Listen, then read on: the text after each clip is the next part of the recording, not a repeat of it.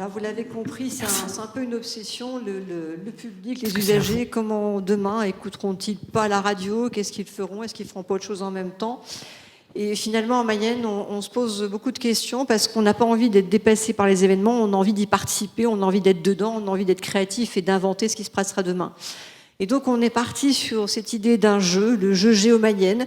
C'est donc un travail, c'est un travail collectif, c'est un travail d'innovation avec l'équipe de France Bleu Mayenne et l'équipe d'Eon Reality, avec des partenaires locaux, le conseil départemental et son service patrimoine et la préfecture de la Mayenne. Emmanuel Laurent, Eon Reality, en 2 mots. On a compris qu'il y avait beaucoup de sous tout à l'heure, mais pas que.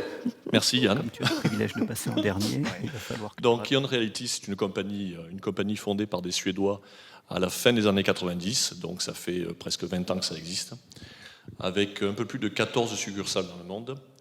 Ça emploie à peu près 300 personnes. Bon, un peu plus, à peu près 500. Donc la réalité virtuelle, la réalité augmentée, ça fait à peu près 20 ans qu'on en fait. Au début, c'était vraiment dirigé aux industries. Et puis de plus en plus, maintenant, on travaille avec des gens comme France Bleu Mayenne, avec lesquels on a beaucoup de plaisir, parce qu'on s'amuse énormément. Et c'est le but pour faire des belles choses. L'objectif dont ce jeu, vous l'avez compris, c'est anticiper une mutation culturelle. C'est pour ça que je parlais tout à l'heure de langage et de culture. Pour imaginer le jeu transmédia, on n'a pas peur de demain. Créer une passerelle entre la radio d'aujourd'hui et le transmédia de demain, se préparer à penser, fabriquer, changer autrement, construire un nouveau langage. Et lorsque je dis ça, on a vraiment été confronté à ces problèmes de sémantique, de langage, même de façon de travailler, d'organisation. Parce que la nôtre, en radio, c'est le temps. On est obsédé par le temps, Tout à l'heure, on a débordé, mais nous, on est malade quand on déborde en radio. Alors qu'on était face à des gens qui travaillaient avec une notion du temps complètement différente de la nôtre. On a aussi la notion d'immédiateté, la notion d'angle, alors qu'on avait des gens qui nous permettaient de regarder autrement autour de nous, de proposer une autre vision. Et clairement, on a inventé un langage. Voilà, on a inventé un jeu en direct qui se base sur des bubbles 360, sur des panoramiques, avec la possibilité, j'espère qu'un jeu sortira d'ici septembre, d'avoir du streaming temps réel à 360 qui sera en suivant Gauthier, qui sera notre animateur sur le terrain. C'est un jeu que tout le monde connaît, c'est une chasse au trésor, donc on est un peu dans le monde d'hier, et ce qu'on veut, c'est être dans le monde de demain, donc on vous propose de regarder ce que ça peut donner.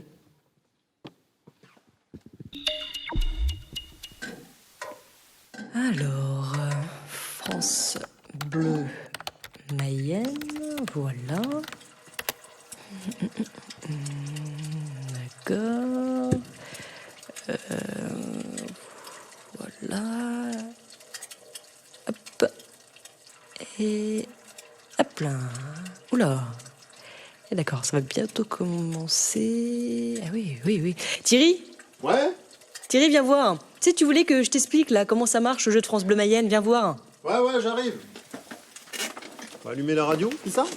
Non, c'est pas la peine. On l'écoute en streaming sur Internet. Viens voir. Alors, fais-moi voir ça. Ah, c'est pas mal. Elle est jolie, cette interface. Ici, on voit ce que Gauthier verra. C'est la vue de Gauthier. Mais c'est en direct, alors? Non, Bah, pourquoi il est pas là? ça n'a pas encore commencé. Regarde, il y a un compte à rebours. Et là, alors, là? Qu'est-ce que c'est? Ça, c'est le château de Sainte-Suzanne. C'est la carte du jeu, en fait. Et ça, alors? Il y a des repères bleus, d'autres rouges. Il y a un microclimat ou quoi? Mais non, tu sais bien qu'il pleut tout le temps, comme partout ailleurs en Mayenne. Ça nous dit juste où Gauthier est déjà passé ou pas. Mais je comprends pas très bien, ça sert à quoi? Ce sont les indices, en fait, ce sont des énigmes qu'il faut résoudre. Si tu cliques dessus, on se retrouve dans une vue 360, comme si on était dans la cour du château. Ça s'appelle des bubbles. Waouh! Ah ouais, c'est pas mal. On peut vraiment tourner tout autour? On peut aussi se déplacer, alors? Non, pas vraiment, c'est pas une vidéo, c'est juste une photo. Mais on peut facilement passer d'une bubble à une autre. Ah, yes! Mais reviens dans l'autre, là? Ouais, la deuxième à nouveau, là. Mais regarde, on est d'un côté et de l'autre d'un mur. On voit 2 fenêtres sur la première, mais pas dans la deuxième. T'as vu ça? Ah, ouais, t'as raison. Attends, regarde. Ah, c'est sans doute un indice, ouais. peut-être même celui de l'émission d'aujourd'hui. Tiens, appelle France Bleu Mayenne, on va essayer de passer à l'antenne. Bon, ok.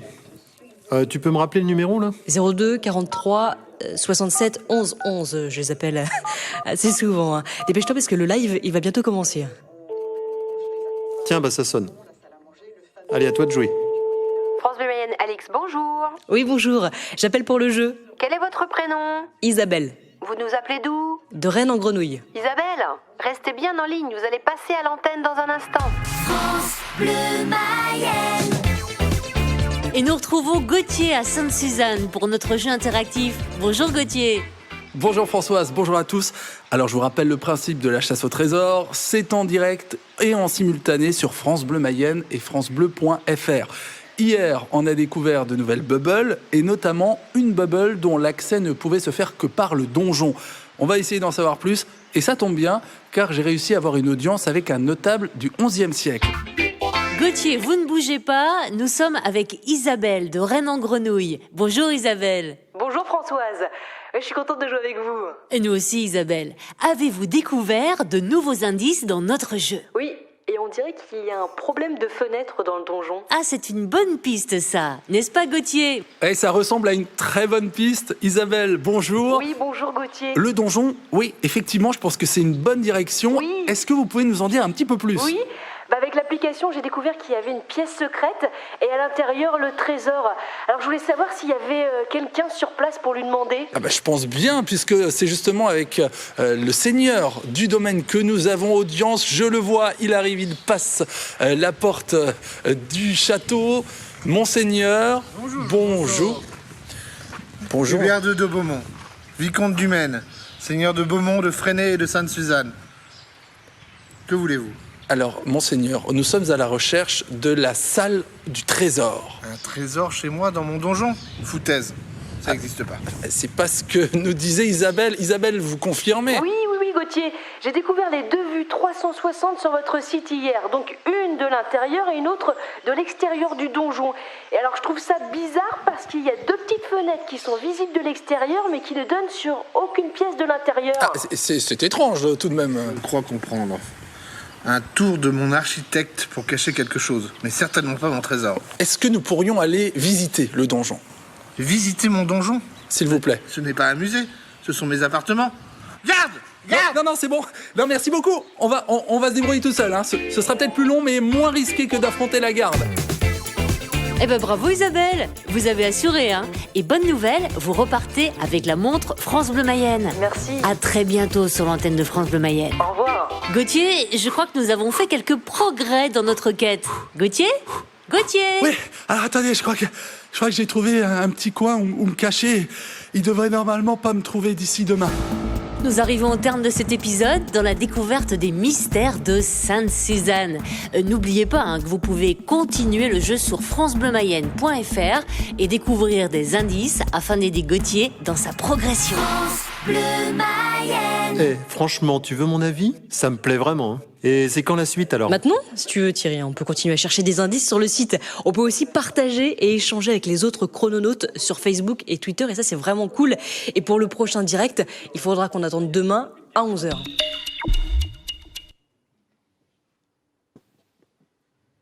Donc voilà, on voit bien que ce jeu nous fait traverser un monde qu'on connaît bien, celui de la radio d'aujourd'hui, avec un jeu en direct, une chasse au trésor, des énigmes, et puis le jeu auquel on pourrait participer demain, qui ferait cohabiter des images, des bubbles 360 degrés en réalité virtuelle, et en même temps le direct. Et l'enjeu, c'est d'arriver à pouvoir conjuguer ces différents supports, pouvoir permettre aux usagers de continuer à jouer, d'apprendre des choses, puisqu'on a quand même des missions de service public, donc on est sur des notions de patrimoine, d'histoire, tout en partageant et en créant une communauté de jeux localement, mais avec des gens aussi un peu partout ailleurs. Oui, alors déjà, on est sur une narration complètement matricielle, on n'est pas du tout sur une narration linéaire. On a prévu beaucoup de fins, il y en aura au moins une dizaine sur la version finale. Et ensuite, le spectateur, le spectateur, comme on a dit nous de notre côté, peut se fabriquer sa propre histoire sans forcément avoir à écouter la radio, mais en ayant des indications quand Gauthier passe à la radio qu'il ne pourra avoir que grâce à Gauthier. Et voilà, quand on le disait tout à l'heure, ça change, ça nous oblige à changer et à penser différemment la radio, notre métier. C'est par exemple, Gauthier, tu peux expliquer qu'est-ce que ça suppose dans ce côté dehors. En temps normal, tu interviens à l'antenne dans la matinale, donc il est en extérieur, il interviewe des gens, et là ça change tout. Alors ça change que déjà on a une caméra sur la tête, donc déjà pour physiquement c'est déjà une expérience assez drôle, mais aussi sur la mécanique du jeu, parce qu'habituellement on est en studio, on pose des questions à un auditeur, là c'est pas tellement l'animateur qui a le savoir, on fait vraiment équipe avec l'auditeur. C'est-à-dire c'est même lui qui va nous diriger en disant bah voilà j'ai pensé à telle chose, est-ce que vous pourriez aller voir de tel côté, et on forme vraiment une équipe avec l'auditeur, et ça change quand même la conception et la mise en pratique du jeu, et j'irais même plus loin dans le sens où les auditeurs, ce que vous disiez Anne-Marie, font équipe entre eux, puisque petit à petit chacun avec sa pierre et sa contribution fait avancer la chasse au trésor. Et on imagine, voilà, montrer aussi peut-être les plus jeunes, montrer, expliquer l'application à leurs parents, leurs grands-parents. Et c'est vrai que ça, c'est aussi un outil de lien qui peut être important. C'est un outil transgénérationnel, c'est-à-dire tout le monde peut jouer, on peut inviter, et si on arrive jusqu'au bout, puisque vous avez compris qu'on est en train de se poser des questions et qu'on est en chantier, l'idée c'est de dire à chaque Mayennais, vous invitez quelqu'un à jouer de votre famille, quelqu'un d'ailleurs, et donc de vraiment faire découvrir en même temps le département et de faire découvrir l'expérience de ce jeu qu'on est en train de mettre en place. Donc il y a vraiment l'idée d'une communauté qui est transversale avec les familles au complet. L'autre aspect qui était important pour nous, puisque ce qu'on sait faire aussi en radio, c'est travailler sur le son. Et le son, c'est un indicateur extrêmement fort, parce que là, on voit bien que lorsqu'on demande à la personne à Gauthier de se diriger, l'aspect son va jouer un rôle important, il va donner des indications sur l'univers dans lequel on va se déplacer. Yann, tu peux expliquer aussi, parce que là, il y a vraiment des questions de comment on travaille sur le son de part et d'autre. Il y a une partie sonore, de toute façon, c'est de la radio, donc ça, on sait faire, ça ne changera pas. Ce qui est intéressant pour nous, ce qui est nouveau, c'est plutôt les bubbles, les photos 360. On va essayer de recréer une ambiance sonore, là, c'est plutôt de l'époque moyenâgeuse, essayer de s'y retrouver. Donc, ce serait un son, une ambiance sonore spatialisée, qu'on peut retrouver sur YouTube maintenant. Mais on arrive aussi maintenant à faire tourner le son, c'est-à-dire qu'il est lié à l'image. Si on regarde l'image 360, par exemple, ne serait-ce que sur un portable, et le casque, et le son va tourner en même temps, quoi. Donc, il y a pas mal de travail nouveau pour nous. Oui, alors là, on vous présente le jeu sur le web. Le jeu sera à la fin, vous pourriez accéder sur vos téléphones portables, en plus du web. Vous pourrez avoir une immersion, d'ailleurs, avec le téléphone portable qui sera beaucoup plus grande qu'en regardant votre simple écran d'ordinateur. Et le fait d'avoir un simple casque audio, et d'avoir un son spatialisé, ça rend l'expérience encore plus immersive. Et là, on est vraiment, grâce au son, dans une réalité virtuelle qui devient très intéressante. Et par rapport à la question, est-ce que la réalité virtuelle, c'est intéressant pour la suite, est-ce que ça ne va pas être quelque chose qui va s'arrêter très vite comme les webdocs?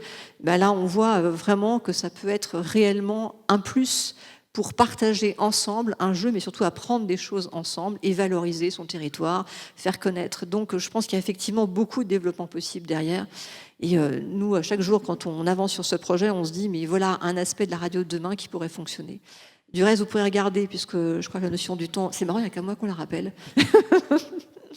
Vous allez pouvoir regarder des bubbles, puisque c'est vraiment un aimant bêta sur... Alors voilà, on a publié on va dire l'alpha de ce que pourrait être le jeu sur le Play sur le Google App. En tapant les chroniques de Sainte-Suzanne, vous pourrez retrouver les prémices de ce que serait l'expérience du jeu. Voilà, et c'est vraiment l'exemple d'un travail collectif de gens qui ne parlaient pas le même langage et qui arrivent à produire quand même quelque chose qui, a priori, est tout à fait possible. Merci. Merci beaucoup. 30 secondes. Je voudrais juste rajouter quelque chose qui est important. Donc, Beyond Reality, on est vraiment une société internationale. On travaille essentiellement dans des domaines qui sont des domaines de transfert de connaissances. En fait, on est la première société au monde à utiliser ces techniques de VR et d'AR pour faire du transfert de connaissances. Ce qu'il faut voir là, c'est qu'on est parti vraiment dans un concept où la réalité virtuelle, c'est vraiment de la réalité virtuelle. C'est-à-dire, on immerge les gens dans une expérience qui est différente. Et c'est ça la vraie définition de ce que cette réalité virtuelle va nous aider à construire comme rapport avec les utilisateurs dans le futur. Donc, quelque part, c'est vrai qu'on se pose beaucoup de questions concernant les moyens, la technique, etc. Mais le vrai attrait, le vrai usage, celui qui va lancer les choses, c'est le fait que les gens vivent une réalité différente, s'y accrochent, se divertissent, apprennent, augmentent leur expérience quotidienne grâce à quelque chose où ils interagissent virtuellement. Merci. Je vous invite à aller directement sur le stand E.ON et France Bleu Mayenne pour tester et discuter de la solution. On a au moins répondu à une question. Oui, les médias se réinventent, ça c'est un cas concret. On a vu aussi que le son était très important, donc ça je le note. Et on va forcément en parler dans le prochain événement Laval Virtuel, le salon.